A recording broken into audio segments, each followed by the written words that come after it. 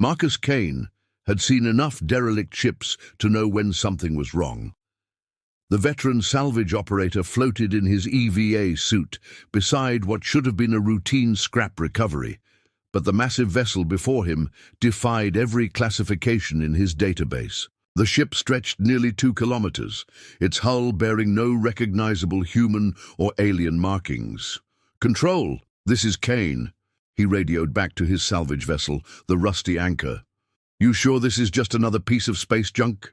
His partner, Zoe Martinez, crackled through the comm from their ship's bridge. "Scanner readings match the work order, Marcus. Dead ship, no power signature, no life signs. Should be easy credits."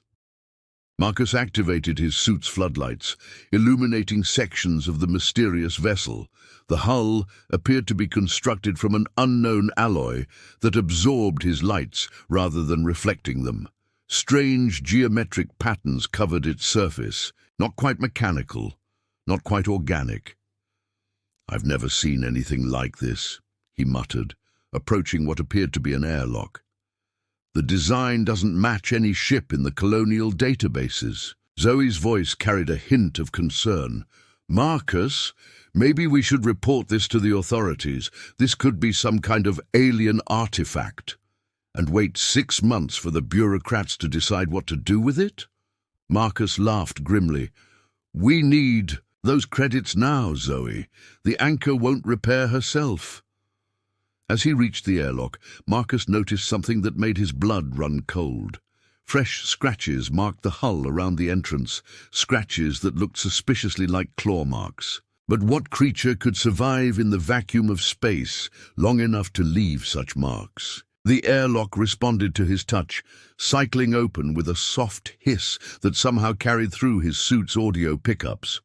Inside, emergency lighting flickered to life, revealing a corridor that seemed to stretch impossibly far into the ships. "Interior, Marcus, I'm reading power fluctuations from your location," Zoe warned. "Whatever that thing is, it's not as dead as we thought." Marcus hesitated at the threshold. Every instinct screamed at him to retreat, to find another salvage job, to forget about the mysterious vessel. But the Rusty Anchor needed expensive repairs, and his crew needed to eat. Besides, in 30 years of salvage work, he had never encountered a mystery he couldn't solve. "I'm going in," he decided, stepping through the airlock. "Keep the engines warm, Zoe. If something goes wrong, don't wait for me." The corridor sealed behind him with a finality that echoed through the alien ship.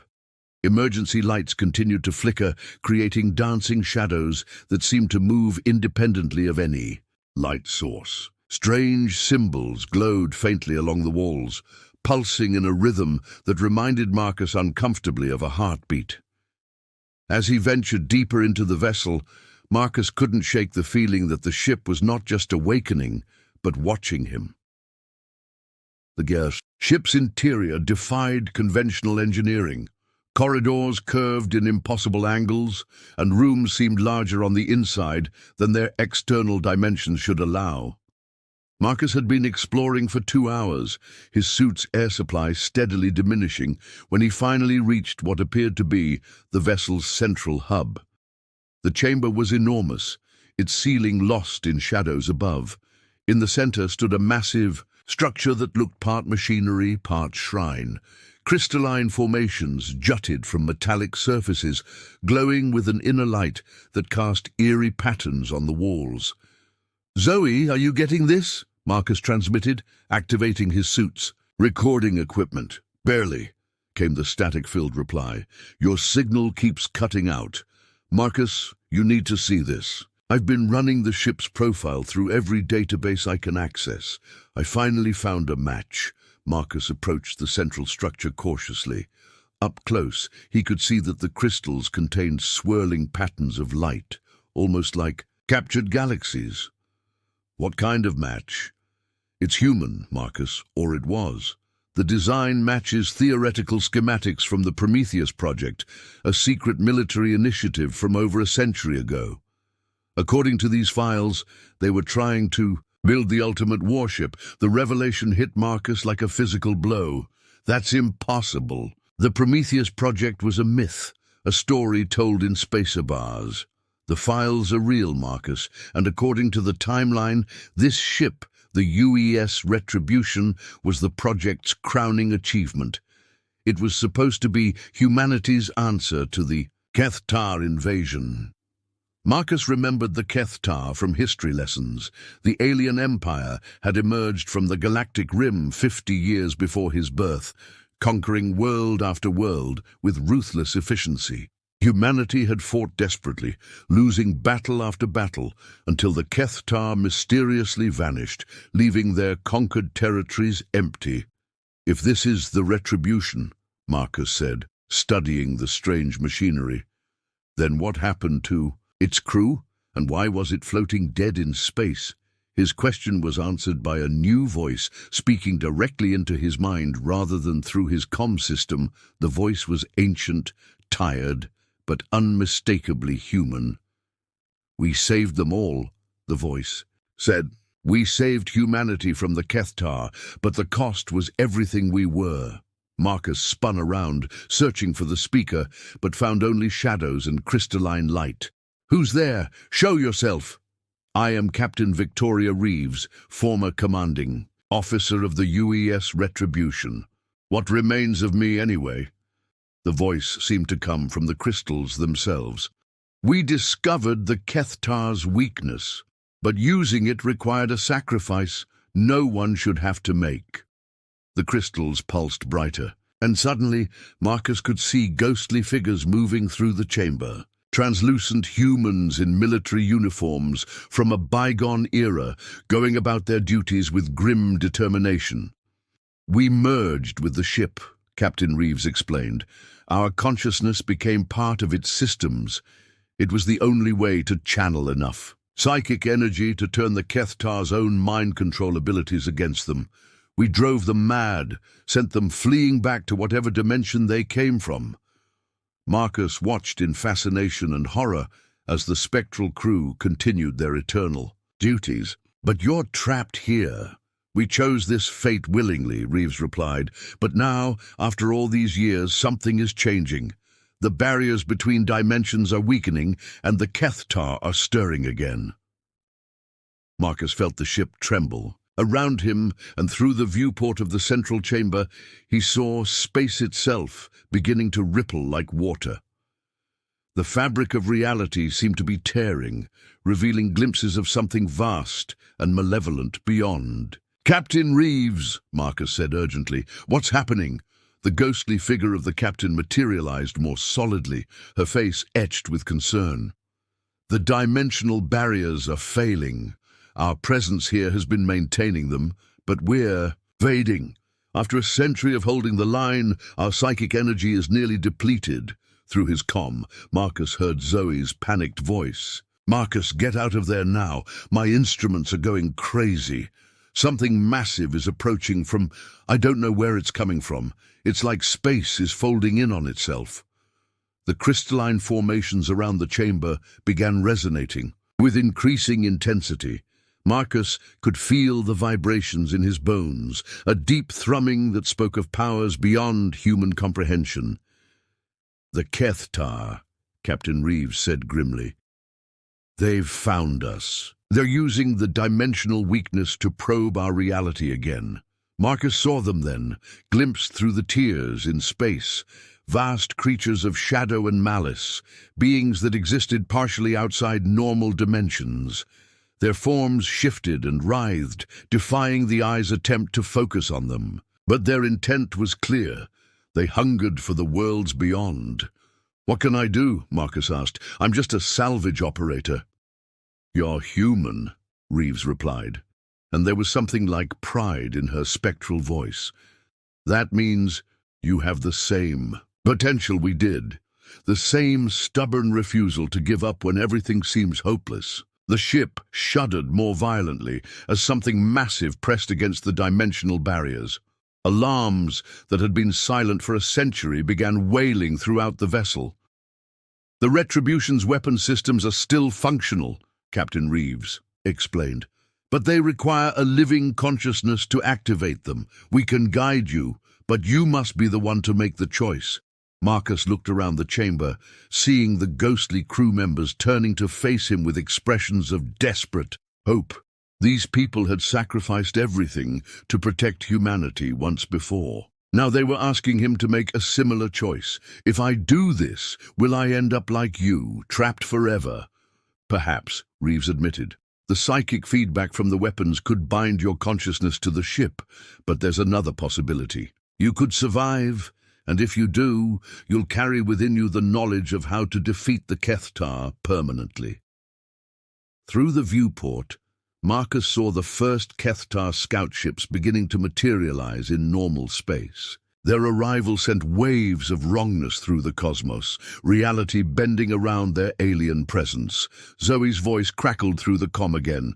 Marcus, whatever you're going to do it fast. I'm detecting more ships appearing every second. Marcus looked at the control systems surrounding the central crystalline formation. They were labeled in an archaic human script, but their purpose was clear. Weapon systems capable of reaching across dimensions, of striking at the very essence of the Kethtar. Tell me what to do, he said to Captain Reeves. The ghost smiled, and for a moment she looked almost alive again. Place your hands on the central crystal. Open your mind to the ship. Let the retribution become part of you, and you become part of it. Marcus approached the crystal formation, his hands trembling slightly. He could feel the power contained within, could sense the sleeping weapons that had once driven back an entire alien empire. He placed his palms against the crystal surface and felt his consciousness expand beyond his body. The moment Marcus touched the crystal, the universe exploded into his awareness. He could see through the ship's sensors, feel the dimensional rifts tearing wider as more Kethtar vessels poured through. But he could also sense something else, the combined will of the Retribution's crew, their memories and experiences flowing into his mind. He saw the original battle a century ago, watched as Captain Reeves and her crew made their ultimate sacrifice. He felt their determination, their love for humanity, their willingness to pay any price to protect their species. Focus, Marcus. Captain Reeves's voice echoed in his expanded consciousness. The Kethtar feed on fear and despair.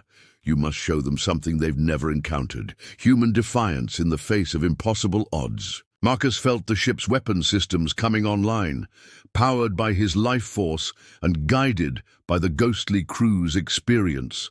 Massive psychic cannons emerged from hidden compartments, their crystalline barrels gathering energy from the dimensional interface. Through the viewport, he saw the Kethtar fleet spreading across local space, dozens of their shadow ships, each one a nightmare of twisted geometry and malevolent intelligence. They moved with predatory grace, already selecting targets among the nearby colony worlds.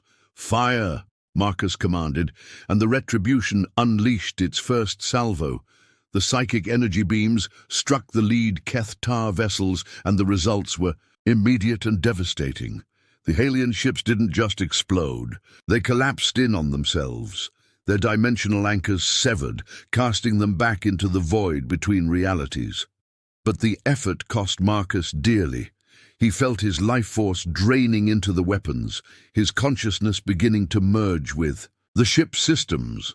Around him, the ghostly crew members grew more solid as they channeled their remaining essence into the battle. The Kethtar are adapting, Captain Reeves warned. They're shifting their dimensional frequency to avoid our weapons. Marcus saw it happening, watched as the alien ships began to phase in and out of normal space, making themselves harder targets.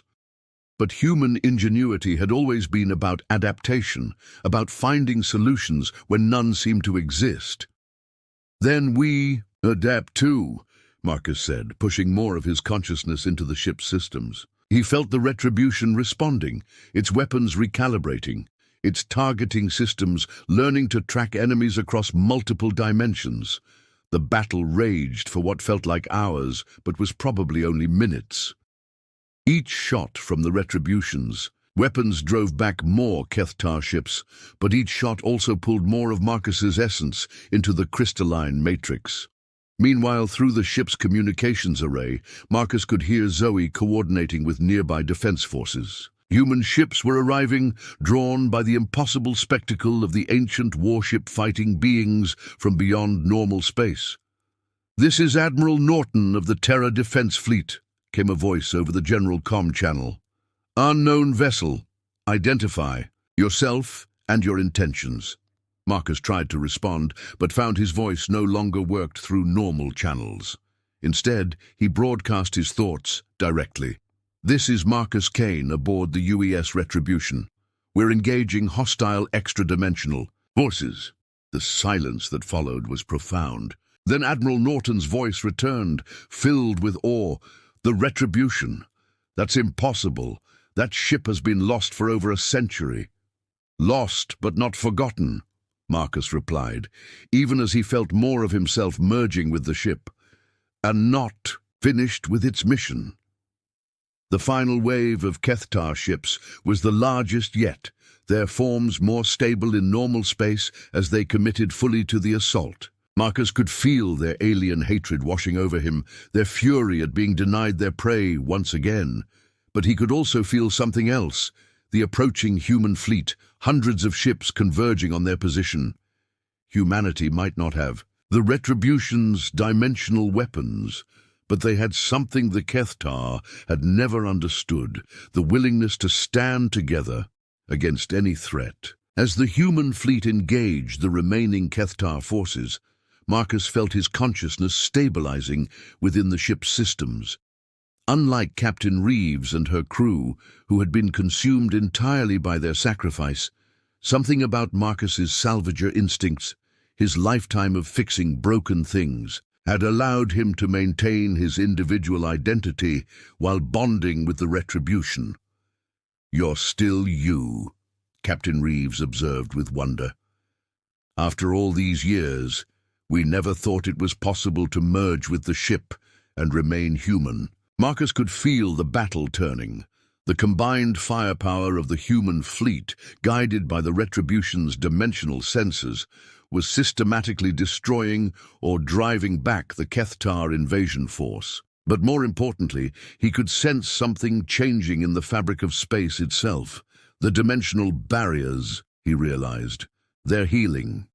Through the ship's enhanced perception, Marcus watched as the tears in reality began to seal themselves. The Kethtar's desperate assault had actually triggered a natural defensive response in the universe itself, reinforcing the boundaries between dimensions. "It's over!" Admiral Norton's voice came through the comm, filled with disbelief. "The hostile forces are retreating. The dimensional anomalies are stabilizing." But Marcus knew it wasn't truly over. It never would be. The Kethtar would return. Eventually, as they always did. The difference was that now humanity had a guardian, someone who could watch the barriers between worlds and warn of any future threats. Through the ship's external cameras, he watched as Zoe maneuvered the Rusty, anchor closer to the Retribution. His old partner's face appeared on the main viewer, tears streaming down her cheeks. "Marcus, are you still in there?" she asked. "I'm here, Zoe," he replied, his voice now coming through the ship's communication systems. "Different, but still me. What happens now?" Marcus considered the question. He could feel the ghostly crew around him beginning to fade, their century-long vigil finally ending. Captain Reeves gave him a final salute before dispersing into points of light that merged with the ship's crystal matrix. "Now I take up the watch," Marcus said. "The Retribution and I will patrol the dimensional boundaries, keep humanity safe from threats they don't even know exist." Admiral Norton's voice joined the conversation. "Mr. Kane, on behalf of the Terra Defense Fleet, I want to thank you for your sacrifice. You've saved not just our colonies, but potentially our entire species." "I didn't do it alone," Marcus replied, thinking of the ghostly crew who had guided him. "And it's not really a sacrifice if you choose it freely." Over the following days, as the human fleet dispersed and normal space traffic resumed, Marcus learned to navigate his new existence. He was no longer fully human, but he wasn't lost either. He could still think, still feel, still appreciate a good joke or a well-executed repair job. The retribution became his body, its senses, his eyes and ears, its weapons, his means of protecting the species he had chosen to serve. And when Zoe visited, bringing him news of the outside world and updates on mutual friends, he was reminded that some connections transcend physical existence. Years passed, and the legend of the Forsaken Beacon grew. Ships would sometimes encounter the massive vessel patrolling the outer rim, its lights visible across impossible distances. Captains would report brief communications with a friendly voice, offering navigation assistance or warnings about spatial anomalies.